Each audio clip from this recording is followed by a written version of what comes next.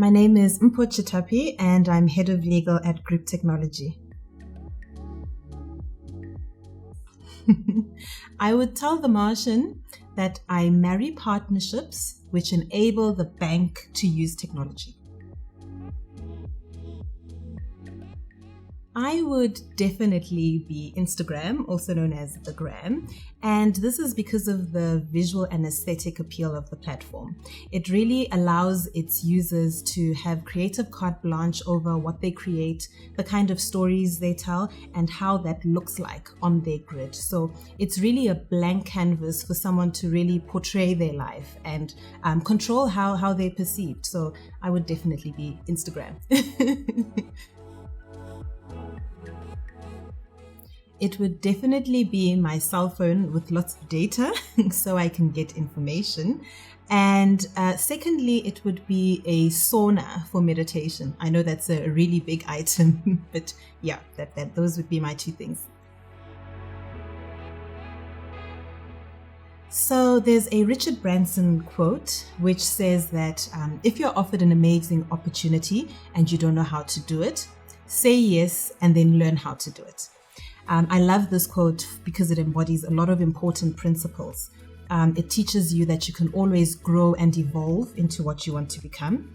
It teaches you to be bold and to take chances, to reach for stretch opportunities.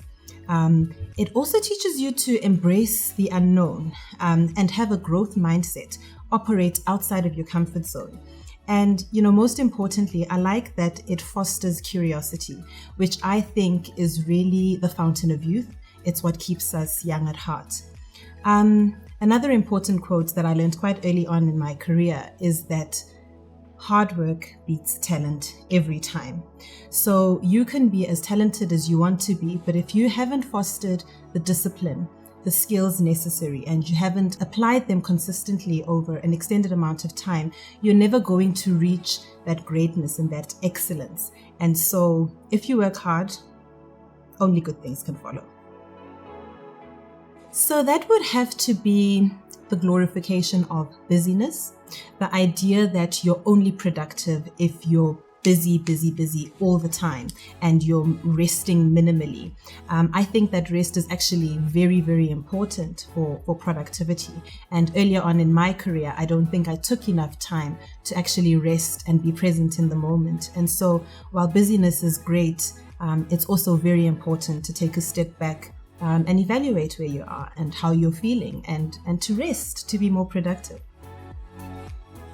I would tell 20-year-old Mpho to continue to dream big, that her dreams are valid and very realizable if she puts in the work. I would tell her not to doubt her capabilities, but to rather lean into them. I would tell her to trust in the timing of the universe. Sometimes we want things to unfold at our own pace, but one important law of the universe is that you will reap what you sow. And I'm a strong believer in that. And so I would tell her, as long as you're putting in the work, you're putting in the time, trust that what you are visualizing will come to fruition. Working at Nedbank has really enabled me to step into my potential. Nedbank is a company which really values learning and development and growing its people. It's one of our people promises. And when I started here at Nedbank, that marked the beginning of my personal mastery journey.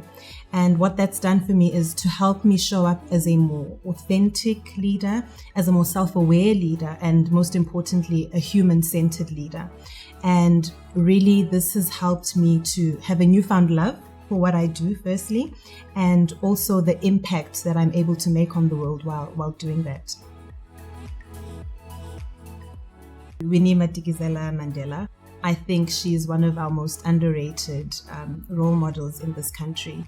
There was a time when, during apartheid, when she was really carrying the campaign for Mandela, when things had really gotten quiet, and that kind of resilience, as a woman, as such a vulnerable part of our society, the kind of strength that she demonstrated during that time, that really resonates with me a lot.